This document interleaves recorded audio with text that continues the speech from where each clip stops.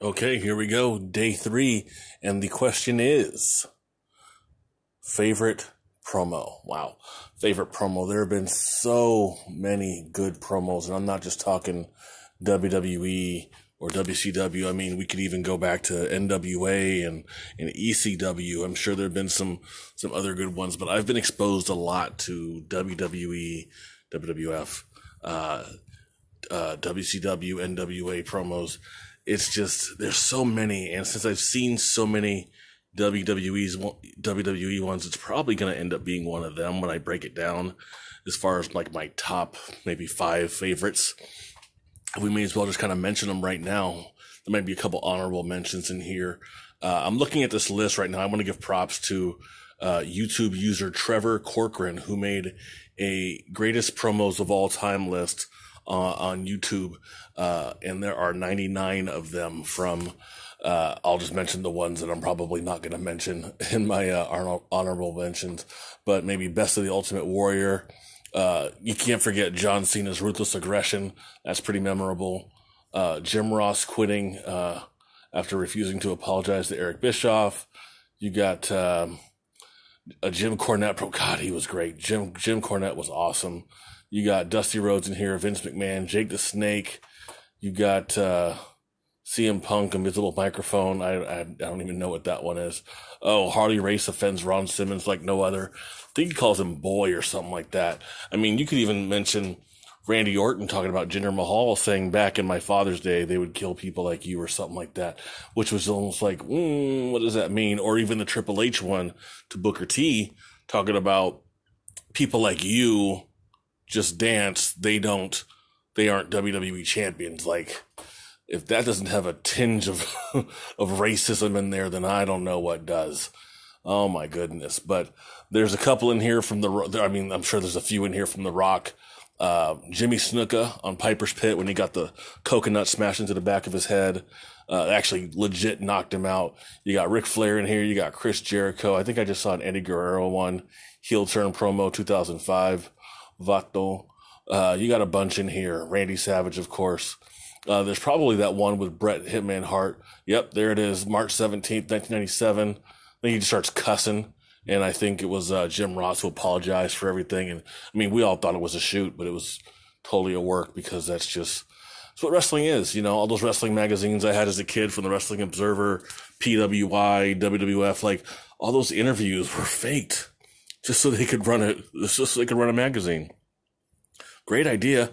It worked, because nowadays you have dirt sheets. So, but anyway, totally off topic. But whole point of this is to mention the greatest promos of all time. I'm going to run down the ones that I really, really think deserve to be in this list of my personal favorites, the ones that I enjoy the most, whether it's a tinge of reality or just if it's great for kayfabe, keeping it kayfabe, the people staying in character.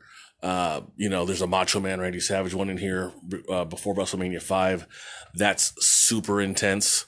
Talking about Hulk Hogan and using clips from from Hulk Hogan interview on Brother Love with Macho and Elizabeth, and things taken out of context, and just like the whole storyline was just great. But anyway, so I'm just going to start talking about him. Stone Cold Steve Austin giving the Austin 3:16 King of the Ring promo. That's in there.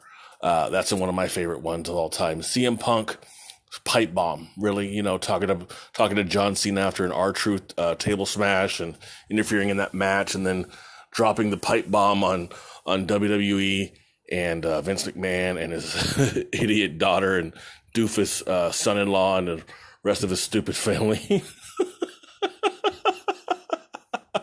Man, that was 2011. That was June 27, 2011, according to this video here. And you look at this is now July 11th, 2019. How true is that?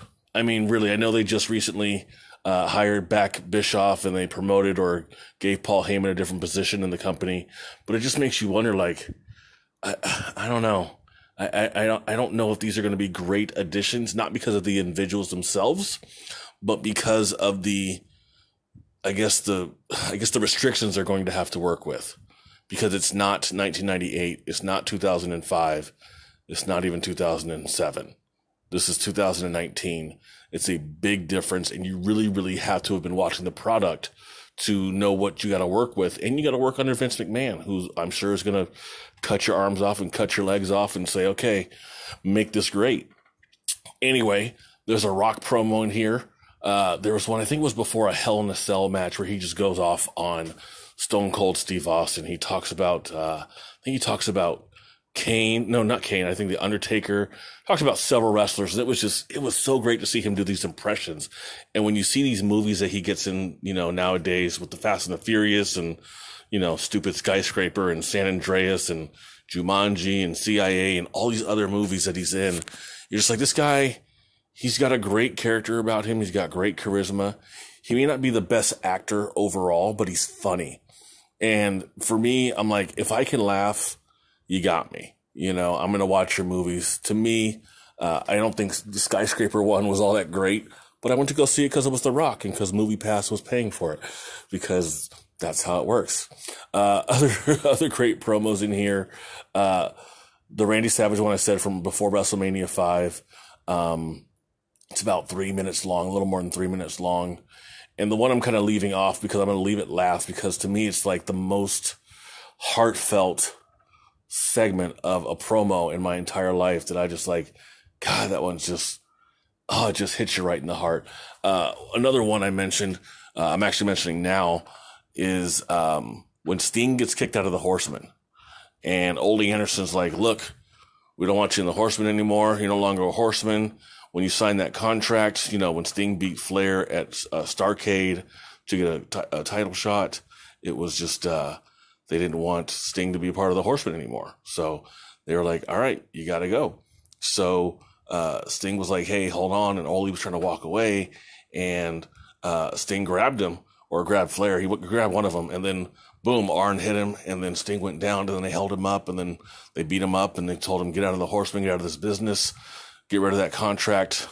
And then Sting ended up fighting him at a Great American Bash, because later that night, he tore his, I think he tore his ACL climbing a cage, trying to get into a match with Flair and Arn and Ole. I think against like the Dragon Master Muda and Dick Slater or Buzz Sawyer. Probably Buzz Sawyer. But anyway, so that was a good promo too. I'm trying to think of some other ones as I'm scrolling through.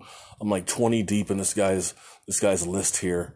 I can't think of a whole lot others that really, really kind of stick out other than, the Bret Hart snaps on March 17th, 97, it says. And I can't think of a whole lot of other ones.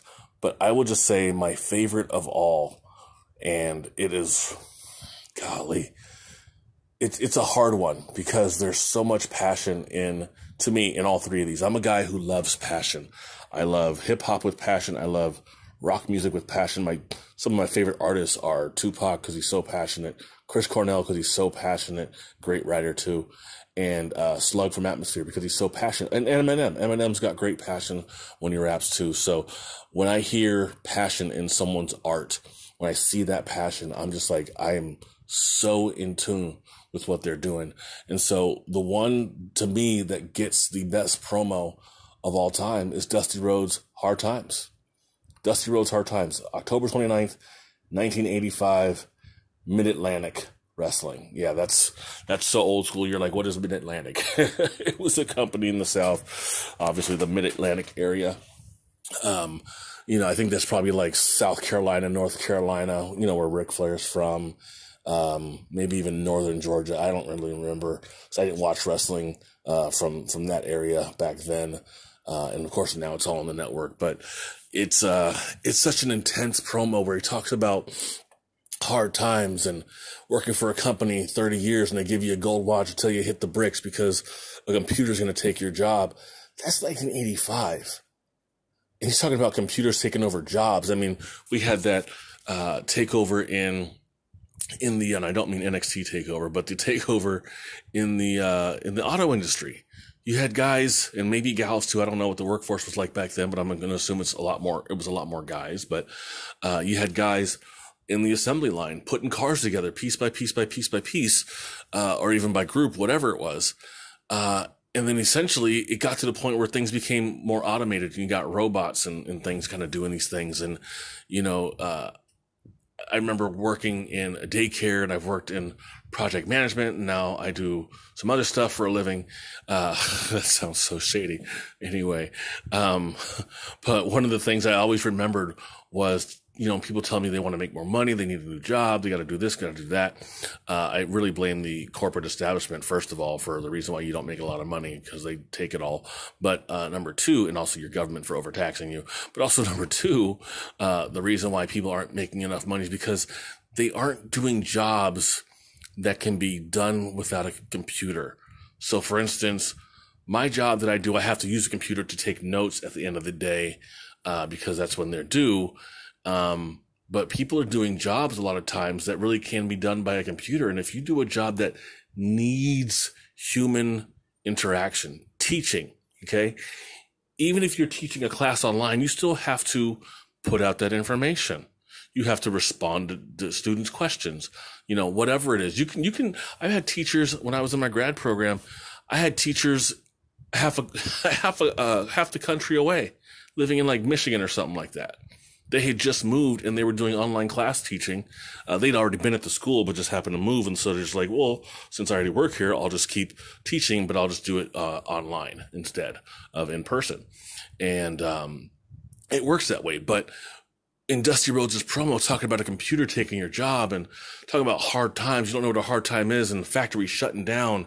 Like, he's really getting to the heart of, I want to say, not middle America, but more like the blue collar workers who are getting laid off. And he's kind of representing he's the American dream. He's Dusty Rhodes. He's the all-American guy. He's the son of a plumber. He's all these different things where he's just like, I'm the average guy. He's not a sexy looking guy. He was an overweight dude then. When he went to WWF, 4 or 5 years later, he was even bigger.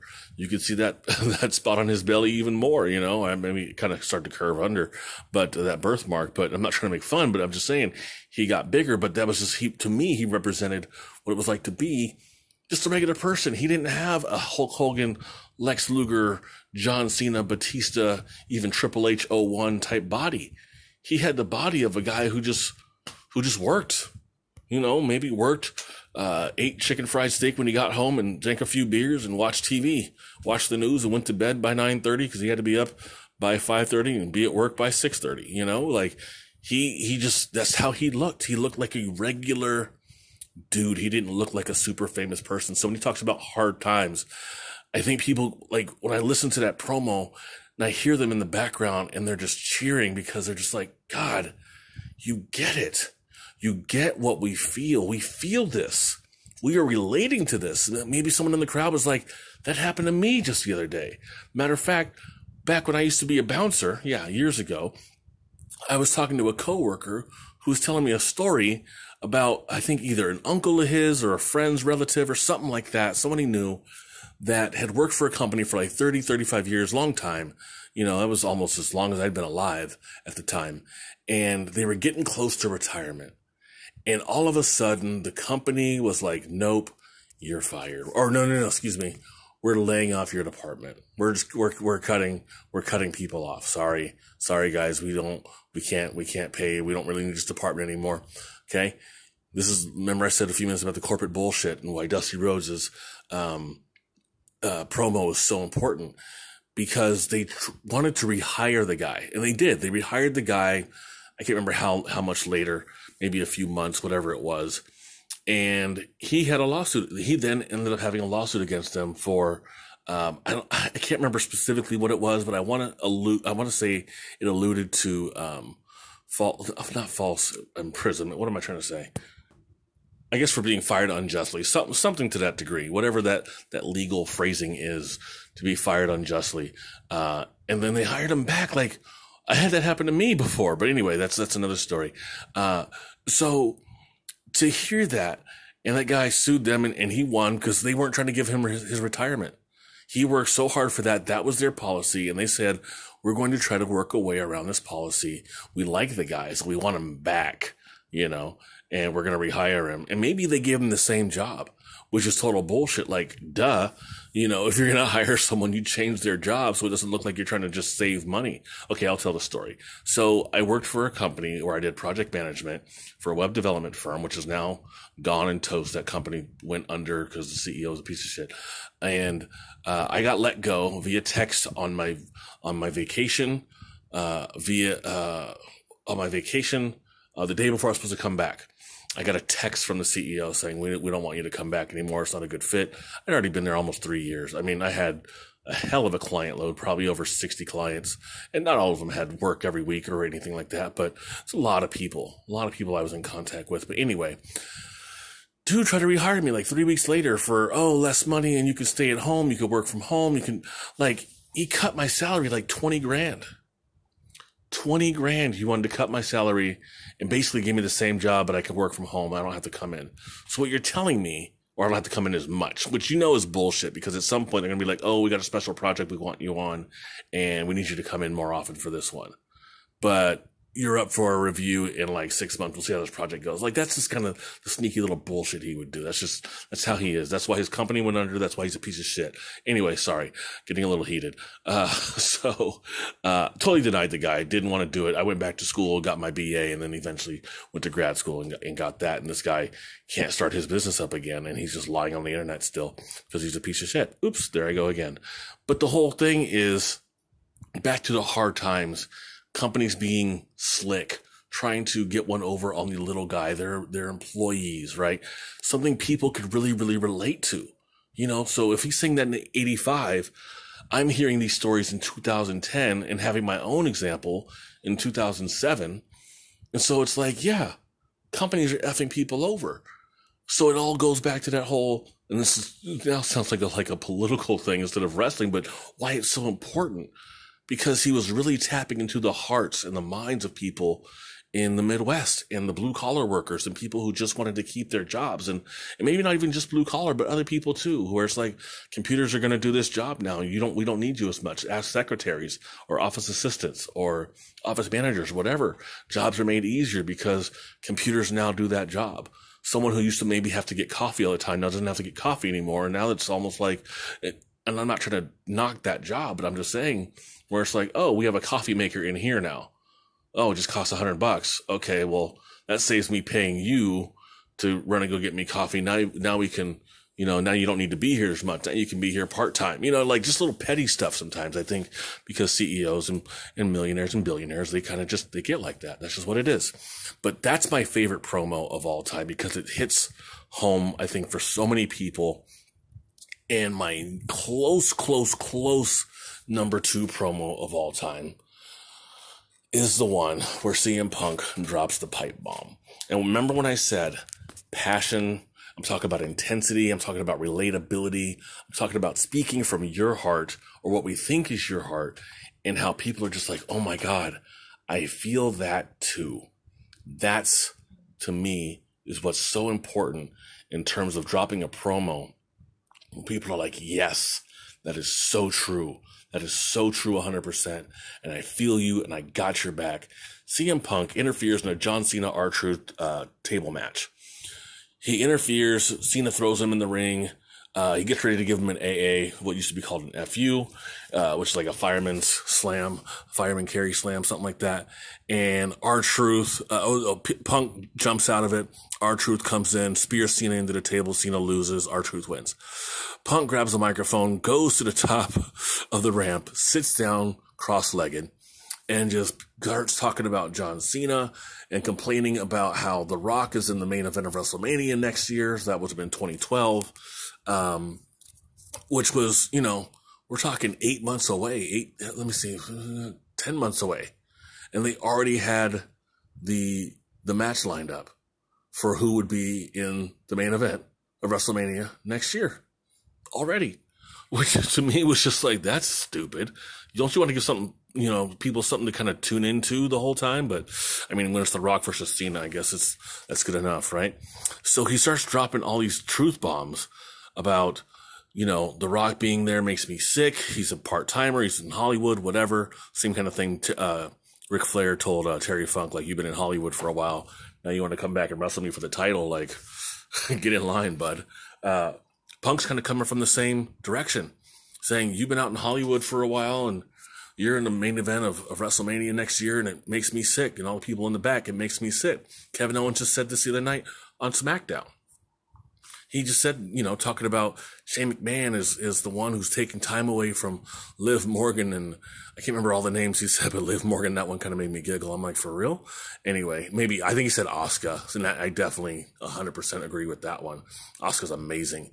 I wish they would let her do her thing. But so Punk's just dropping all these bombs and talking about high Colt Cabana, and Vince's company's going to get taken over by his, like I said, this idiot daughter, doofus son-in-law, and the rest of his stupid family. He's just dropping so many bombs here, and people could totally relate to it because they're like, yes, you're right. And Punk's like, I'm going to take your title in a few weeks, and I'm going to walk out, and I'm going to be the champion, and I'm leaving the company because he had a contract he needed to resign. I don't know if this was a work per se or if it was a shoot, but they did cut off his microphone toward the end, which I thought was funny because he was about to talk about a bullying campaign Vince McMahon had. While Vince McMahon also kind of served as a bully himself, which was, just kind of funny. But as he's doing all this, it's just people are really relating to it. Like, yes, this is what we think. This is what we feel. And he looks legitimately pissed off when he's talking about it. And I'm just like, man, looking back now, he's had the lawsuit regarding MRSA, regarding the WWE, getting fired on his wedding day. He married AJ Lee, and he got fired on his wedding day via like some, what's that, FedEx or something like that. And he had been asking beforehand, I guess, for like a royalty check that they weren't sending him. So just all this stuff that, let me see, he left before WrestleMania 30, I believe. Yeah, the Royal Rumble that year was the last time I think we saw him. And he never showed up ever again. And I thought it was going to be a work, and I was wrong because he literally never showed up again. But his promo is so intense, and people can relate to it so much by all the thoughts that he had. And I know I'm missing parts of it, but that to me makes it the number 2 promo of all time. And to me, the number 3 promo of all time, let me give a quick little shout out before I go into my number 3. And I'll probably do 2 more after that as far as my top 5. The number 3 promo, well, sorry, my little comedy one. There's one where, is it Jumpin' Jeff Farmer is just struggling through the entire promo. And you're just like, what is wrong with this guy? He can't cut a promo to save his life. There's actually a video or an audio version of CM Punk imitating that entire promo, and it's so bad. He's struggling. I'm not even going to try to play it because I don't want this to get taken off of YouTube. But yeah, it's pretty bad.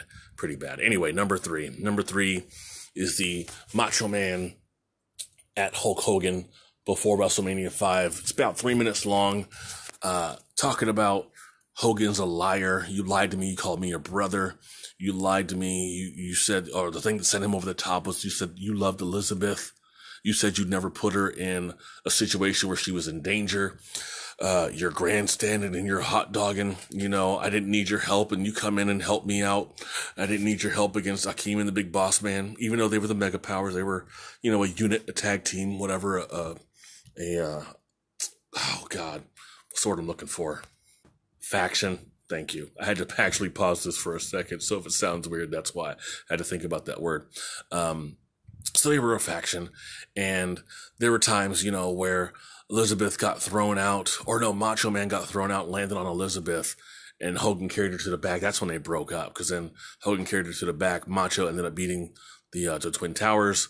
And then Macho went to the back and was challenging Hogan and like, why are you, back here? Why are you're jealous of me, etc. Want to come at me for the belt? Go ahead. This was like Saturday Night's Main Event before WrestleMania 5. And then, Savage is about to walk away with the belt, and then he turns back around and pops Hogan a good one, and then jumps on him, starts beating him up, and the hospital bed that Elizabeth is in, or whatever, the stretcher that she's in or on, falls over, which was just odd. He starts beating up Hogan on the ground, And then out of nowhere, Beefcake comes in, tries to stop him, and he was in too early. And then Beefcake later came in and he got kicked in the gut and got beat up. And it was just, I don't know, it was just Beefcake messed up. But it's such a classic moment. But anyway, that is such an intense promo because the veins in Macho Man's neck and the tendons and all that stuff in his neck made it look like he was so serious. And then you look back and you hear about all these stories, Hogan having a black eye WrestleMania 9. Why does he have a black eye? Hogan said, "Oh, I got hit with a pole from I fell on the boat and it hit me in the eye." Like, you fell on a boat and the only thing that hit you was right under your eye. I'm not believing your bullshit. Just not gonna buy it. I think he got punched by Macho Man because Macho apparently had been going around like pissed off the day before, or a few days before, and was just super pissed off at Hogan and thought Hogan was doing some shady shit with Elizabeth and whatever. And the TV version of it was centered in Macho's real feelings. You know, maybe it was years later or whatever, but still, it's like, this guy was so jealous. He used to lock Liz in rooms so nobody could talk to her. Lock her in rooms so nobody could talk to her. So jealous and insecure. But he was a good looking dude. So you're like, why would a good looking dude be so jealous and insecure? That's just how people are, man.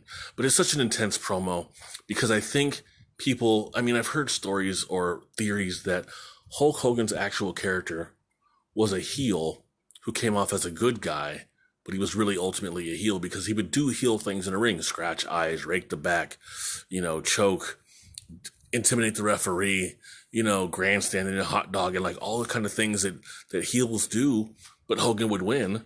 And like, I just watched a match the other night where Hogan wrestled the Honky Tonk Man on Saturday Night's Main Event from like 89, 90, somewhere in there. And what happened? Oh, Jimmy Hart was interfering and Hogan hit Jimmy Hart with a chair, and then Hogan used a chair on Honky Tonk Man and booted him back inside the ring. Referee's watching the whole thing. Hogan drops a leg, 1, 2, 3, match over. And I'm like, that's a disqualification. You just gonna let that ride? I guess. But to me, it's like, maybe he really was a heel. And maybe Macho Man was actually right. Like, from the very, very beginning, when Hogan was putting Miss Elizabeth on Macho Man's shoulder after WrestleMania 4, when Macho won the tournament, which was, to me, like probably the greatest wrestling tournament I've ever seen as far as one single event on one day. So I'm not going to include the G1 climax. But anyway, the fact that Hogan had his hand on the back of Elizabeth's butt to hoist her up, like, you got to lift her up somehow and kind of set her up so she doesn't fall. And they use clips of that to be like, look, you're trying to get at Miss Elizabeth. And there's a couple of clips like that. Like, oh, you're grabbing her, you're hugging her, you're doing this, you're doing that. You want my wife. You want Miss Elizabeth. Actually, we didn't know it was his wife at the time. But anyway, so you had all that going on. And then, later about Macho doing the album against Hulk Hogan, and he wasn't even wrestling anymore. So it's not like there was any reason to do a rap album about Hulk Hogan. It's just like, you're 45 years old and no one cares. So why would you do this? I don't know, but he did it. It was not very good. It was Be a Man, Hogan. Rest in peace to my buddy Guy. I shared that with him years ago, and it was just like, we laughed at it. Like, it was not very good. It was bad. It was really bad, actually. But yeah, I laugh at it now. And the truth in Macho Man's promo on Hulk Hogan, I'm sure a lot of people maybe have shared that same sentiment, that Hogan was really a bad guy posing as a face. And that's why I think, to me, Macho's points somewhat were pretty valid, because even though a lot of it was taken out of context, you're like, you know what? For the bad guy, quote unquote, that Macho was, you're supposed to take things out of context. You're supposed to be uber sensitive. You're supposed to be really intense. And Macho embodied all of that. And it was so great. And I loved that promo. Number 4. I actually just changed my favorite next promo, number 4, on this list. It's not intense, but it definitely got the crowd going and they were totally into it. One of the things I remember Paul Heyman used to say was that you have to sell the next show. You have to make people want to tune in to whatever the next show was. And WWE used to be really good at having people go to shows back in the day, every pay-per-view, every month, every in your house, every other month or whatever it was, several times a year. So, these guys were putting on probably 16 shows a year as far as pay-per-view. On top of that, also doing their weekly Raws and SmackDowns. The Rock does a great job here with Kevin Kelly, who's interviewing Rock for, I think it was going to be an Armageddon. It was in December 2000. He's interviewing him right before Armageddon, and it's for a Hell in a Cell match, which features Kurt Angle, Rikishi, The Rock himself, of course, Triple H, Stone Cold Steve Austin, and I forgot who the sixth person was. Oh, The Undertaker. The Rock takes this in. The interview is about him, really, right? Just his perception and his take on everything as going into this Hell in a Cell match. And he starts talking about each individual wrestler that's going to be in this match. And he starts talking about Kurt Angle, and he does an impression of Kurt Angle and talking about drinking milk. And he goes into Rikishi and calls him a thong-wearing fatty. He goes into The Undertaker, and he does an impression of The Undertaker rising up from the dead to go, rest in peace. And he crosses his eyes while he's doing it and lays his head back down backwards. And then he goes into Triple H, who's got a $2 slut for a wife. Crowd went nuts at that one. It's beeped out on this version I have, but that's the second time Stephanie McMahon has gotten it in one of these promos. Kind of funny. I'm glad that she kind of, that they let that ride, because, too much restriction. You just don't let people be their characters the best way that they can.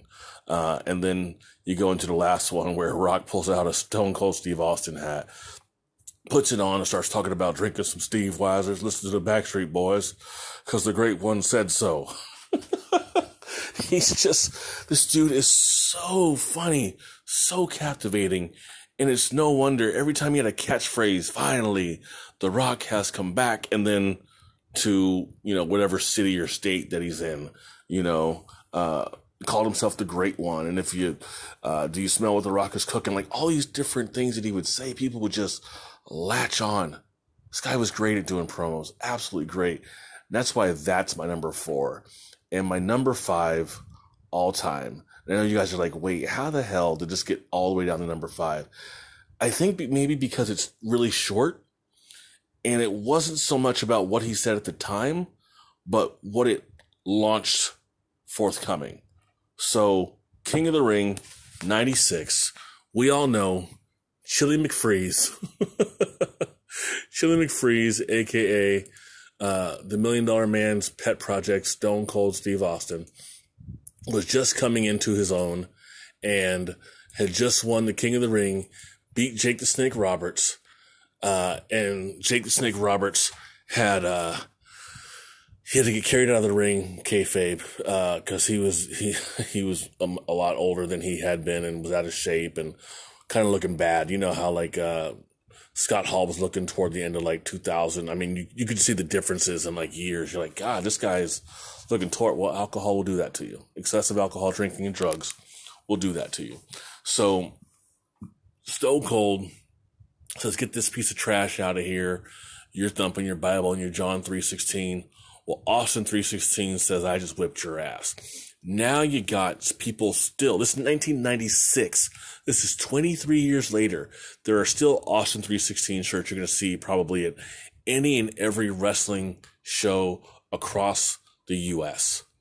23 years later. And I would almost even guarantee there are going to be some when you go to a New Japan show. I don't know if they really do a lot of merchandise out there. I don't know how that culture works, but I would guess if they do merchandise, you're probably going to see some 316, Austin 316 shirts out there, or some kind of Stone Cold merchandise, because the guy he was amazing at what he did. He was great at capturing an audience with his promos. He wasn't a great in-ring wrestler. He was entertaining, but he wasn't great. But it wasn't about how great you could be in the ring in terms of, I think about the greatest wrestlers of all time, the actual mat wrestlers. I think of, well, if Brock really wanted to wrestle, I'm sure he could. He was a collegiate athlete. So, I mean, we're talking Brock, I'm sure, Kurt Angle, Shelton Benjamin. I used to think Ric Flair, but he was just really good, I think, at storytelling in the ring. I would also say Benoit, Jericho, and Dean Malenko, maybe even Eddie Guerrero, someone like, and Bret Hart. Oh my God, that guy was amazing. And Owen Hart as well. And of course, some of the MMA guys, maybe a Severin, Shamrock, or Steve Blackman. So some of those guys that could really, really work you in the ring and work you over and legit break your leg or break your arm if they wanted to, not just because they knew wrestling holds from training, but like they legit knew collegiate wrestling. The Steiners, Rick and Scott Steiner, these were collegiate wrestlers as well, from what I remember. So these were guys who could legit kick your ass. But they didn't put on the most exciting matches. The most exciting matches, the ones that had a lot of tension around them because of the promos or because the people told great stories in the ring. Sting versus Ric Flair, Clash of Champions 1988 in March of that year. I can't believe I remember that shit. Was a great match, not because both of them were great mat wrestlers, but because they told a great story in the ring. You know, Flair would hit Sting with chops and Sting would be like, yeah, bring it on, bitch. And then he would power press Flair over his head and then beat his chest with it, you know, and beat his chest. Be like, yeah, I got this, you know, like Stinger Splash, all that kind of stuff. It was great. It was absolutely great. These weren't great mat wrestlers, but they put on great matches. Sting and Flair had probably like 20 million matches in their career against each other. And it was great, but Stone Cold wasn't one of those guys who could put on a great match because of his in-ring ability per se, being a collegiate athlete or anything like that. It was just that he was entertaining in the ring, and he was also entertaining in his promos. That's what made people want to watch, was his promos, and he could tell a good story in the ring. The match against Bret Hart, match against Shawn Michaels when Mike Tyson was refereeing, you know, even guest refereeing the match with Brock Lesnar and Goldberg at WrestleMania 20. Like, he had the standout moments. I mean, we knew from the beginning Brock and Goldberg were leaving. Brock flipped off the audience because the audience is booing them both because they're leaving. Brock went to the NFL and that didn't work out. And then Goldberg was just like, I'm done. And I don't blame him because he wasn't very good. But Austin had the moments of that match when he stunned both of them after the match. That was it. Like, that was Austin. Austin at the Raw 25 or SmackDown 25, whatever the hell it was recently. No, it was Raw 25. Didn't say anything, just came out stone cold stunned, Vince McMahon, and then left. That was it. I don't think he said a single word. He didn't say, hey, Raw, happy 25, yada, yada, yada. Just, you know, the music hit. Comes out, stuns Vince McMahon, and then leaves. You know, he's done more in recent years. He did the podcast with Dean Ambrose. He did the, was it WrestleMania 32 with Shawn Michaels and Mankind, and they beat up the New Day when the New Day was still heelish somewhat. So, you know, it wasn't that he was going to put on a great match and put on figure four leg locks and wrist locks and wrist watches and all that kind of stuff. It was just that he's entertaining in the ring and with his promos. And that's why he is one of the best promos of all time. This list here from Trevor Corcoran, shout out again, that lists best promos 1 through 99. I don't know if they're ranked or if he just put them in there, but the very first one I'm going to assume is one that's going to be based on rank as opposed to just being in there. Matter of fact, the first two he puts in there are Stone Cold's 316. That's number one. And the second one is CM Punk's pipe bomb. The third one is Paul Heyman drops a pipe bomb on Vinnie Mac talking about, you took my ideas. Oh my God. Oh, the other one I forgot, how great Stone Cold was when he wasn't even Stone Cold. And I think he was Superstar Steve Austin when he was in ECW and he pretended to be Hulk Hogan. Oh my God, that was hilarious. This guy is so entertaining. He's so good at what he does on the mic and in the ring to entertain people, because remember the two shows I had before, it's about entertainment and you have to build stars. Stone Cold was not a star before the Austin 316 stuff. He was absolutely not. Triple H became a star eventually, but nowhere near the level of a Stone Cold Steve Austin or The Rock or The Undertaker. Triple H held his own, and he's obviously the COO now. I said CEO the other day, and I didn't mean that. I meant COO. But it's about entertainment and building stars. Goldberg was a star. Undertaker became a star. It took time. You know, it's not just going to happen overnight. You know, Hogan eventually became a star, I think after he was in Rocky 3, you know, so it's like all these things had to happen and people had to just kind of wait and you had to build it properly and you had to promote it properly. And then eventually the star gets so big and bright that it just can't stop from being shine. Matter of fact, Ted DiBiase, I think he told Stone Cold before he blew up, he said, once you blow up, that's it. Like, no one's ever going to forget you. You know, you look, The Rock hasn't been wrestling full time since what, 02, 03. Same thing around, or I think a little bit before was Stone Cold. He stopped wrestling full time around then. We haven't seen CM Punk wrestle since 2012, 2013, somewhere in there. I think 2013. You know, like, these are names that we're going to remember forever. Hogan hasn't wrestled in a long time as far as like in a serious, I don't mean like Impact, but I mean like in WWE, WCW, all that stuff. It's been a long time, but we're never going to forget him. Andre the Giant's been dead for 29 years, 26 years, something like that. Yeah, 26 years Andre the Giant's been dead. We're never going to forget him. Princess Bride. It's about entertainment. It's about making people smile, laugh, cry. You know, when Macho Man and Liz had that moment in the ring after Macho Man's retirement match, and Liz came in to save him from Scary Sherry, and she kicked Sherry and stuff like that and beat her up, and Macho and Liz embrace, and then people in the audience are crying because they're so intent to the story. It wasn't because that was great wrestling between Liz and Macho and Sherry. It was because the moment, it was entertaining. That's what got people in. That's what got people to cry. That was so important. And Stone Cold, The Rock, Macho Man Randy Savage, CM Punk, and Dusty Rhodes, to me, have the top 5 best promos of all time. Speaking of all time, if you want to see me, talk to me at any time for all time, KJ from OC on Twitter, KJ from OC on Instagram, and KJ from OC on Facebook. And I will get back to you, and if I don't, I probably intended to and then forgot, or I didn't take my messages. Either way, not my fault, and I will see you next time. Take care.